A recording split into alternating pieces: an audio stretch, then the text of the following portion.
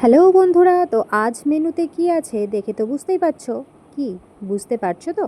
চলো আর একটু হিন্ট দিই। এই দেখো, এবার তো বুঝতে পারছো কি হবে। হ্যাঁ, আজকে হচ্ছে মটরশুঁটির কচুরি।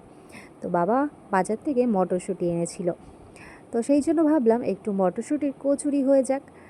তো চলে এলাম রান্নাঘরে, তো সব কিছু গুছিয়ে গাছিয়ে নিয়ে এখন এই যে মটরশুঁটিটা পেস্ট করে নিয়ে এখন পুরো রেডি করে নিয়েছি। আর এই দেখো এত গরম, পুরো ঘেমে যাচ্ছি, প্রচণ্ড গরম পড়েছে। তো রান্নাঘরে ফ্যানটা, আমি এই ছোটো ফ্যানটা নিয়েই আমি কাজ করি রান্নাঘরে গরমকালে।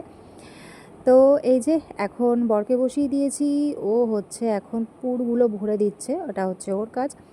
তো আমি এই যে এবার বেলে নেব।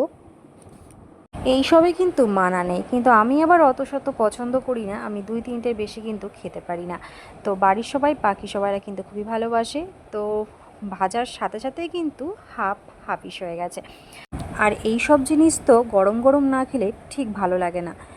মটরশুঁটির কচুরি কিন্তু এমনি খাওয়া যায়, কোনো তরকারি না হলেও চলে এর সাথে। তো দুপুরে করেছিলাম পটল আলুর তরকারি, তো সেই তরকারি আছে, তো সেটা দিয়েই খাওয়া হবে। তো বেশিরভাগ সব এমনি এমনি খেয়ে নিয়েছে। তো এই যে আমার তো সমস্ত কিছু রেডি, তো আমি এখন এই যে সব শেষে আমি নিয়ে নিয়েছি 3টে মটরশুঁটির কচুরি আর তরকারি। চলো, তোমাদের ভিডিওটা কেমন লাগলো জানিও। সবাইকে জানাই শুভরাত্রি।